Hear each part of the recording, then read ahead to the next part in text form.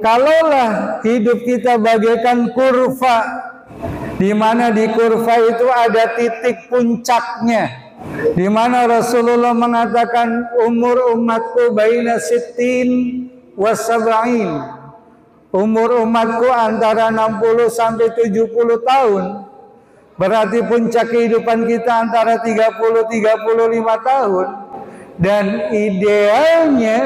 idealnya ketika kita masuk titik kulminasi, maka subhanallah, disitulah kita sudah mulai memikirkan bekal kehidupan kita untuk menghadapi kehidupan yang akan datang. Dan itu masuk bulan Rajab, bulan ke-7. Assalamualaikum warahmatullahi wabarakatuh.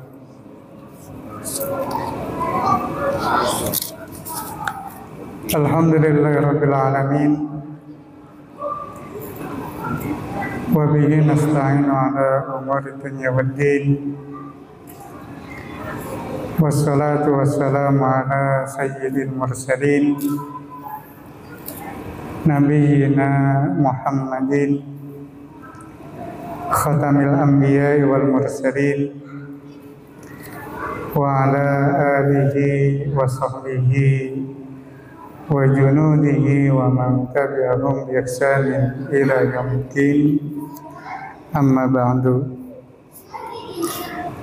Jamaah sekalian yang dirahmati oleh Allah, mari kita awali kajian kita dengan membaca Ummul Quran Al-Fatihah. A'udzu billahi minasyaitonir rajim. Bismillahirrahmanirrahim. Alhamdulillahirabbil alamin, arrahmanir rahim, maliki yaumiddin. Iyyaka na'budu wa iyyaka nasta'in. Ihdinas siratal mustaqim. Siratal ladzina an'amta 'alaihim ghairil maghdubi 'alaihim waladdallin. Bersyukur kita atas seluruh nikmat yang telah Allah berikan kepada kita, karena dengan cara bersyukurlah insya Allah akan menumbuhkan ketaatan kita kepada Allah Subhanahu wa ta'ala.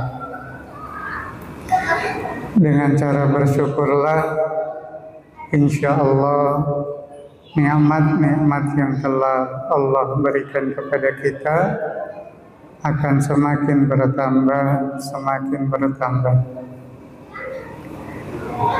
Salawat dan salam mari kita curahkan kepada kekasih kita Rasulullah sallallahu alaihi wasallam. Semoga salawat kita merupakan bukti cinta kita kepada Rasulullah sallallahu alaihi wasallam. Jamaah sekalian, kita sudah memasuki beberapa hari di bulan yang suci ini, bulan Rajab. Tentu kita menyadari betul dan memahami betul beberapa pendapat terkait bulan Rajab, dan di antara berbagai macam pendapat kita akan mencari pendapat-pendapat yang hampir semua ulama sepakat. Ya, karena memang ada nasnya, ada dalilnya dari Allah Subhanahu wa ta'ala. Di antara yang sepakat, tentu kita semua sepakat, bulan Rajab adalah salah satu di antara 4 bulan yang disucikan oleh Allah Subhanahu wa ta'ala. Ini yang pertama. Karena bulan ini disucikan, maka sebagaimana Allah firmankan, fala tudlamu anfusakum fihinna, janganlah banyak berbuat kezaliman di bulan yang disucikan ini. Inilah mengapa kita semua sepakat kebaikan-kebaikan akan dilipat gandakan, sebagaimana keburukan-keburukan yang Allah tegas-tegas larang, terutama berbuat kezaliman. Ini berarti menjadi sesuatu yang sangat-sangat perlu kita hindari. Ini titik persamaan terkait bulan Rajab.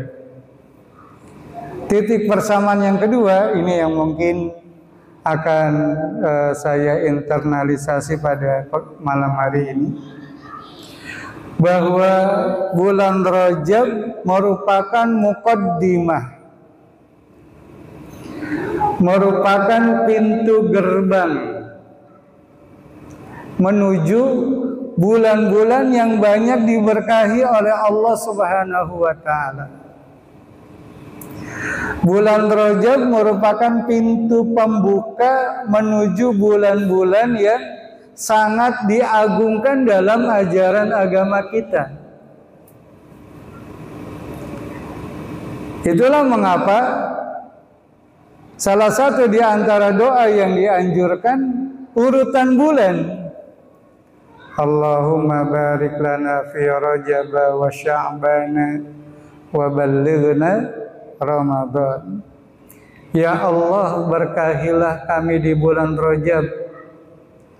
Kita juga minta diberkahi oleh Allah di bulan Sya'ban, karena masuk bulan Sya'ban juga semakin intens menumbuhkan kebaikan. Setelah bulan Sya'ban kita akan masuk bulan Ramadan. Setelah Ramadan ada Syawal. Setelah Syawal ada Zulqaidah. Walaupun mungkin di tatanan masyarakat kita bulan Zulqaidah ini dikenal dengan bulan apit ya. Padahal bulan Zulqaidah termasuk 4 bulan yang disucikan oleh Allah, di mana bulan Zulqaidah adalah bulan tazwid, bulan persiapan. Persiapan apa? Menuju puncak rukun Islam yang kelima, yaitu bulan Zulhijjah. Setelah itu kita kembali masuk bulan Muharram. Artinya apa? Jamaah sekalian yang dirahmati oleh Allah, ketika bulan Rajab ini adalah bulan-bulan pembuka pintu-pintu bulan yang penuh kebaikan. Satu, kalaulah rangkaian bulan Hijriyah ini dianalogikan dengan siklus kehidupan kita, ya. Kalaulah bulan Hijriyah ini sekali lagi dianalogikan dengan siklus kehidupan kita, di mana bulan Rajab adalah bulan ke-7. Berarti kalaulah hidup kita bagaikan kurva, di mana di kurva itu ada titik puncaknya, di mana Rasulullah mengatakan umur umatku baina sittin wa sab'in. Umur umatku antara 60 sampai 70 tahun. Berarti puncak kehidupan kita antara 30-35 tahun. Dan idealnya ketika kita masuk titik kulminasi, maka subhanallah, disitulah kita sudah mulai memikirkan bekal kehidupan kita untuk menghadapi kehidupan yang akan datang. Dan itu masuk bulan Rajab, bulan ke-7. Artinya kita sudah mulai menurun nih. Dan bulan Hijriah mengajarkan betul kepada kita, semakin kita ending kehidupan kita, semakin kita menutup akhir tahun, maka disitulah diisi dengan puncak ketaatan kepada Allah Subhanahu wa Ta'ala. Ini yang pertama. Yang kedua, karena bulan Rajab bulan muqaddimah menuju pintu-pintu kebaikan, maka inilah momentum yang terbaik mempersiapkan diri kita untuk memperbaiki kualitas amal kita. Dan berbicara kualitas amal, tentu pada malam hari ini saya kembali merefresh, kembali menyampaikan satu tadabbur surah Al-Mulk ayat 1 dan ayat 2. Saya kembali merefresh, mengulang lagi, mentadaburi surah Al-Mulk ayat 1 dan ayat 2, di mana kita semua memahami betul fadilah surah Al-Mulk, di mana surah Al-Mulk dikenal dengan surat munji'ah atau muni'ah, surat yang kalau kita baca menghantarkan surat itu kepada surganya Allah. Bahkan surat Al-Mulk itu di akhirat digambarkan bagaikan sosok pengacara yang akan membela kita sampai kemudian kita dinyatakan masuk surga. Ya. Di mana Rasulullah sallallahu alaihi wasallam bersabda, di dalam Al-Quran ada satu surat yang terdiri dari 30 ayat, yang 30 ayat itu jumlah wahidah, turun berbarengan, di mana siapapun yang membacanya maka surat itu akan mewajibkan buat pembacanya masuk surga. Dan surat itu adalah surah Al-Mulk.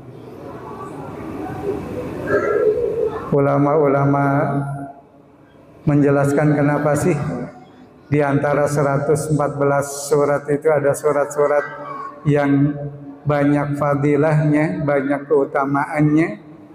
Pertama, maknanya karena memang Allah Maha Tahu. Semakin lama kesibukan kita terhadap dunia itu terkadang menyebabkan keakraban kita dengan Al-Quran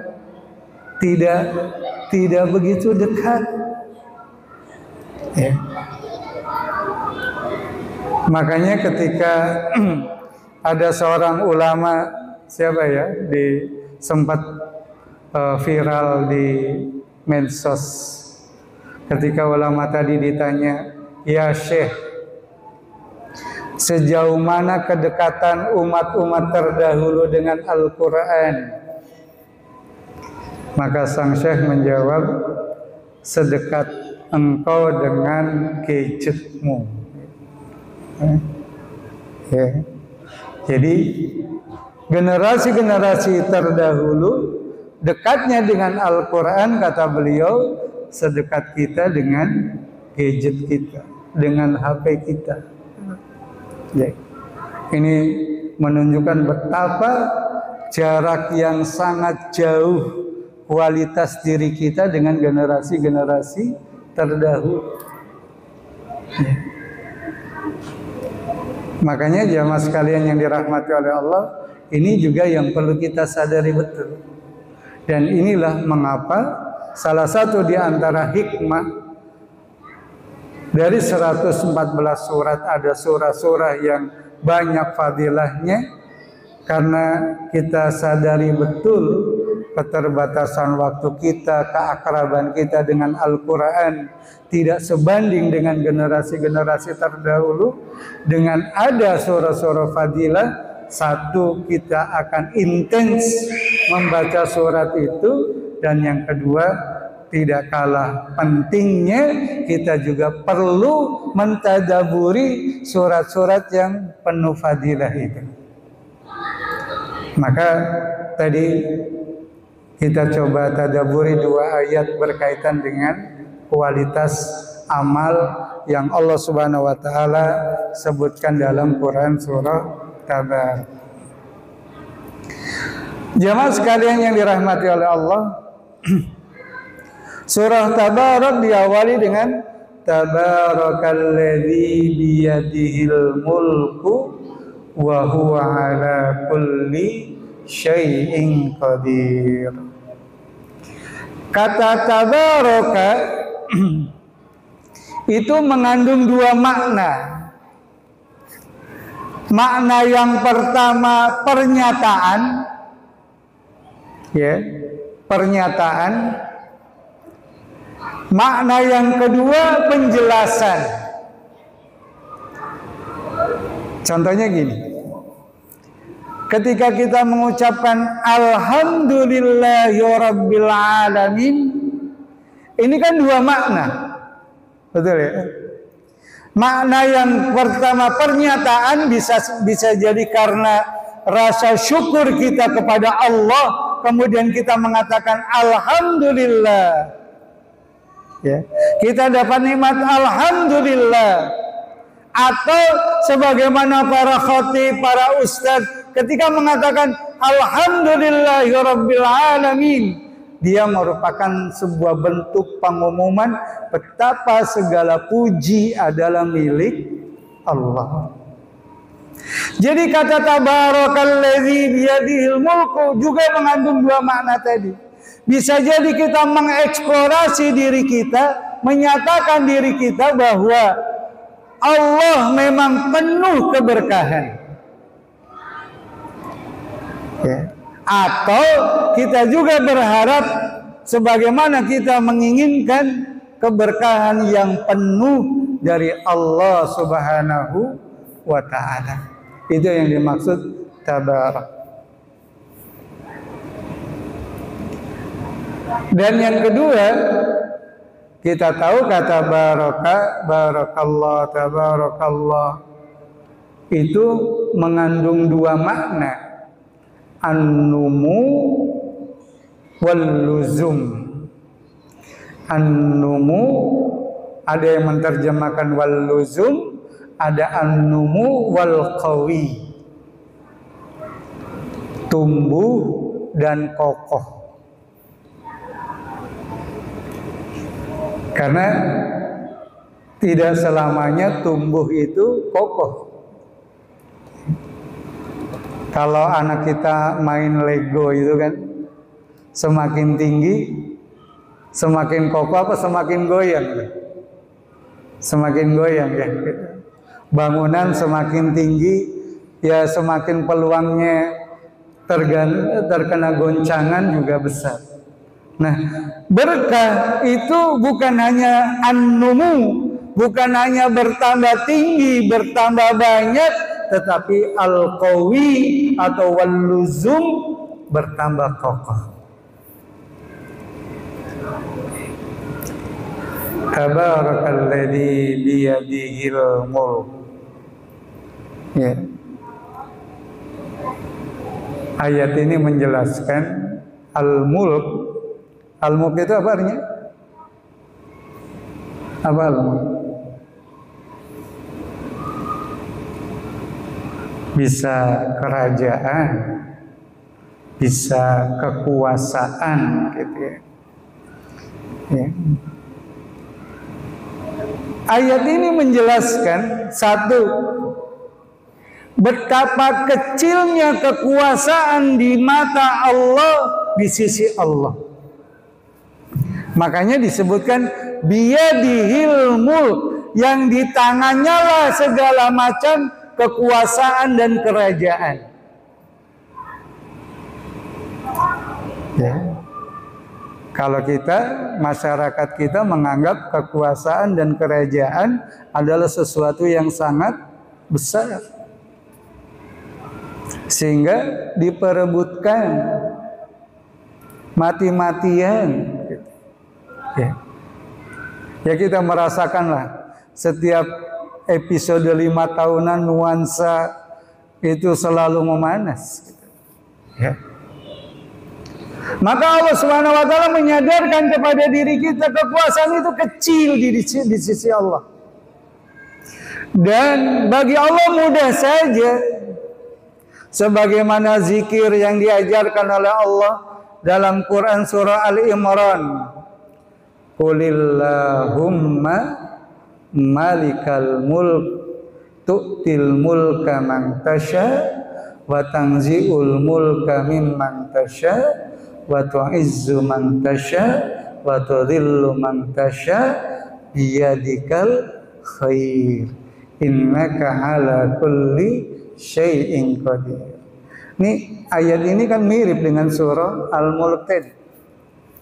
Qul, katakanlah Allahumma malikal mulk.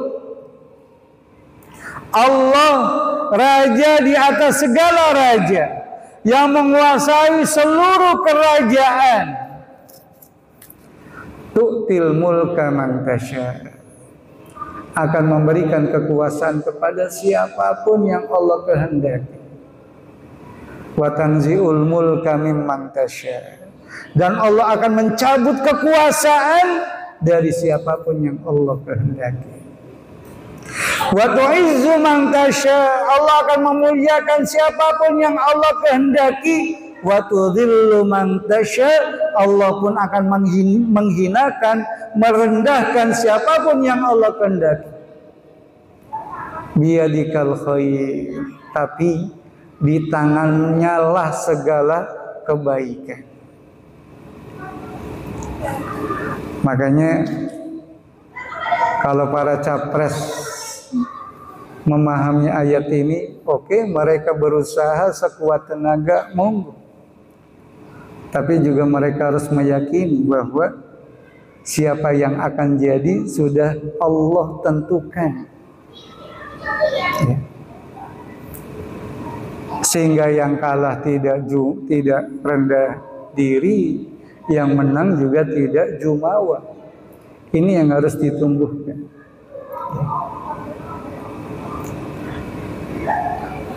Jamaah sekalian yang dirahmati oleh Allah. Yang kedua, makna tabarakalladzi biyadihil mulk. Kekuasaan akan senantiasa dipenuhi keberkahan kalau semuanya disandarkan kepada Allah Subhanahu wa ta'ala. Itulah mengapa visi negarawan yang terbaik itu membangun negara yang digambarkan oleh Allah, baldatun thayyibatun wa rabbun ghafur.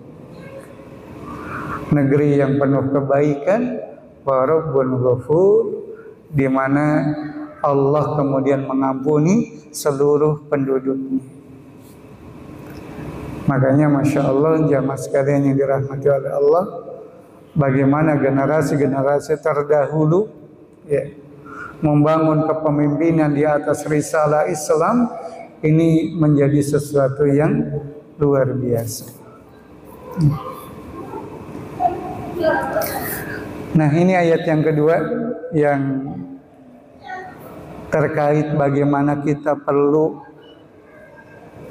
membangun kualitas dalam amal kita. Karena Allah Ta'ala berfirman, alladzi khalaqal mauta wal hayata liyabluwakum ayyukum ahsanu amala wa huwal azizul ghafur. Kata Allah, Allah lah yang telah menjadikan kematian. Allah juga yang telah menciptakan kehidupan. Ini didahulukannya kematian dan kehidupan saja, analisis para mufassir luar biasa. Padahal kan kalau kita baca surah Al-An'am yang kemudian oleh sebagian kita jadikan doa iftitah gitu ya. Qul inna sholati wa nusuki wa mahyaya wa mamati lillahi rabbil alamin. Di situ kita menyebutkan wa mahyaya dulu baru wa mamati. Ya. Hidup dulu baru mati. Tapi di surah Tabarak Allah menyebutkan alladzi khalaqal mauta wal hayata. Allah yang telah menciptakan kematian dan Allah pula yang telah menjadikan kehidupan. Mengapa? Satu, karena sesungguhnya kita mati 2 kali, hidup 2 kali. Ya. Di dalam surah Al-Baqarah Allah firmankan, "Kaifa takfuruna billahi wa kuntum amwata fa ahyaakum summa yumitukum summa yuhyikum summa ilaihi turja'un." Bagaimana mungkin kalian ingkar kepada Allah padahal dulu kalian mati? Ya. Karena memang kita dulu tercipta dari mimma mahin, dari air yang memancar, dari air yang hina. Ya, kakek kita Nabiullah Adam dari tanah. Ya. Fa'ahyakum, kemudian Allah hidupkan kita, summa yumitukum summa yuhyikum. Kemudian nanti Allah matikan kembali dan nanti setelah itu Allah hidupkan kembali. Ini yang pertama. Yang kedua, didahulukannya, diciptakannya kematian sebagai tazkirah, sebagai peringatan. Kita sering melupakan kematian. Ya. Kita sering lupa tuh akan adanya kematian. Setiap ada berita kematian, seakan-akan yaitu memang orang lain sudah saatnya meninggal. Jarang kemudian kita berpikir, tuh, kan berarti giliran kita semakin dekat. Ya, Rasulullah bersabda, setiap ada kematian, maka sejatinya kita ini adalah yang disisakannya. Kita ini adalah yang disisakan. Dan sisa itu sejatinya jumlahnya sedikit. Ya. Itulah mengapa setiap kita ziarah kubur, maka salah satu doa atau salam yang kita ucapkan untuk ahli kubur mengingatkan kita semua. Assalamualaikum ya ahlal kubur minal muslimina wal muslimat wal mu'minina wal mu'minat yaghfirullah lana wa lakum antum salafna wa nahnu bil athari. Antum salafna, engkau sudah mendahului kami, wa nahnu bil athari, nanti kami nyusul. Jadi ziarah kubur esensinya di situ, mentadzkirah diri kita. Dan yang ketiga, dengan kita zikrul maut, sejatinya itu menenangkan jiwa kita. Ya. Ada satu doa yang diriwayatkan oleh Imam Tabarani. Doa itu minta ketenangan jiwa. Bunyi doa itu, Allahumma inna nas'aluka nafsan mutmainnah tu'minu biliqa'ika wa tarda biqada'ika wa taqna' bi'ata'ika. Doa ini minta ketenangan jiwa, tapi rangkaian doa itu langkah-langkah kita agar memiliki ketenangan jiwa. Coba kita perhatikan bunyi doanya. Allahumma inna nas'aluka nafsan mutmainnah. Ya Allah, kami memohon kepadamu jiwa yang tenang. Karena yang dipanggil masuk surga adalah nafsul mutmainnah. Bagaimana supaya memiliki ketenangan jiwa? Tu'minu biliqa'ika. Tanamkan kepada kami ya Allah, agar kami senantiasa yakin berjumpa denganmu. Jadi zikrul maut merupakan langkah agar kita memiliki ketenangan jiwa. Itulah mengapa Imam Hasan Al-Basri pernah mengatakan, kalau seluruh episode kehidupan kita adalah kematian, apa bedanya kaya dan miskin? Apa bedanya rakyat jelata dan raja? Apa bedanya sakit dan sehat? Apa bedanya bahagia dan sedih? Kalau semua ujungnya adalah kematian.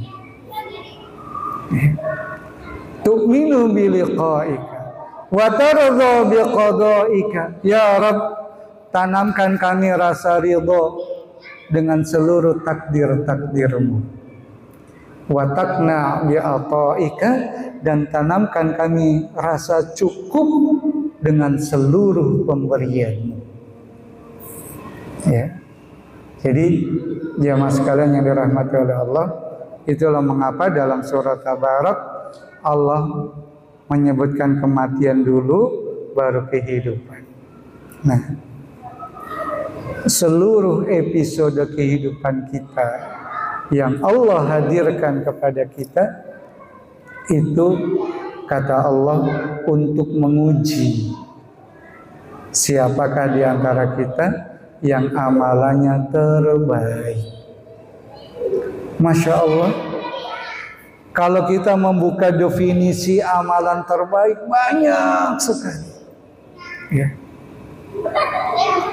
Contoh dalam kitab Tanbih disebutkan, amalan terbaik itu ketika kita sibuk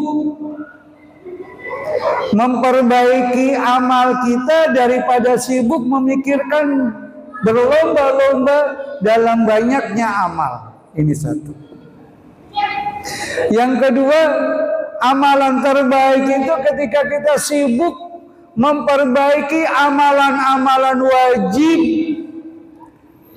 daripada kemudian kita sibuk memikirkan amalan-amalan sunnah yang kemudian kita tidak pernah memperbaiki kualitas amalan wajib kita. Yang ketiga, amalan terbaik itu ketika kita sibuk memikirkan aib diri kita daripada kita sibuk memikirkan aib orang lain.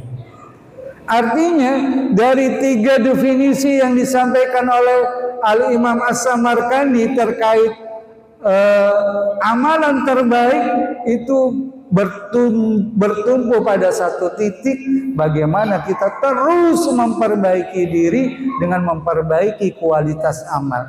Ini satu definisi tentang ahsanu amal. Ini satu. Ya. Ibnu Katsir sama. Ibnu Katsir menjelaskan bahwa amalan yang terbaik itu bukanlah amalan terbanyak, tapi amalan terbaik adalah bagaimana kita terus meningkatkan kualitas amal yang diawali, ini yang menarik dari kalimat beliau, yang diawali dengan, karena Allah menyebutkan diawali dengan alladzi khalaqal mauta wal hayata, maka kata Ibnu Katsir menyebutkan bahwa amalan yang terbaik bukan amalan terbanyak, tapi amalan yang ditingkatkan kualitasnya dengan senantiasa ketika kita beramal meyakini betul diawali dengan zikrul maut, mengingat kematian. Masya Allah. Jadi kalau kita sholat, ingat kita akan mati. Makanya di dalam Al-Quran kan ketika Allah menyebutkan kata khusyuk, itu ada ada evaluasi input, ada evaluasi output. Wasta'inu bis-sabri was-shalah fa innaha lakabiratun illa 'alal khashi'in alladzina yadunnuna annahum mulaqu rabbihim wa annahum ilaihi raji'un. Ya. Kata Allah, mintalah kepada Allah dengan sabar dan sholat, karena sabar dan sholat itu berat kecuali bagi orang-orang yang khusyuk. Ini analisis input. Artinya apa? Yuk kita muhasabah. Apakah kita masih berat menjalankan sholat? Apakah kita masih berat menjalankan kesabaran? Kalau kita masih berat menjalankan sholat dan kita berat dalam menjalankan kesabaran, berarti kekhusyuan kita masih perlu ditingkatkan. Yang kedua, muhasabah proses. Ayat berikutnya apa? Wasta'inu bis-sabri was-shalah wa innaha lakabiratun illa 'alal khashi'in. Allah kemudian menjelaskan alladzina yadunnuna annahum mulaqu rabbihim wa annahum ilaihi raji'un. Orang yang khusyuk itu kata Allah, orang yang senantiasa yakin mulaqu rabbihim, sedang liqa dengan Rabbnya, sedang bertemu dengan Allah. Wa annahum ilaihi raji'un. Orang yang khusyuk itu yang ketika sholat dia yakin akan kembali kepada Allah. Ini kan senada yang disampaikan oleh Imam Ibnu Katsir. Ibadah yang berkualitas adalah ibadah yang senantiasa diiringi dengan zikrul maut. Kita ingat kematian, karena sholat khusyuk pun yakin akan kembali kepada Allah Subhanahu wa Ta'ala. Saya kira masih banyak definisi-definisi tentang amalan yang terbaik, tapi karena sudah mau masuk ke Isya, mudah-mudahan yang sedikit ini bermanfaat. Wallahu a'lam bishawab. Subhanakallahumma wa bihamdika asyhadu an la ilaha illa anta astaghfiruka wa atubu ilaik. Assalamualaikum warahmatullahi wabarakatuh.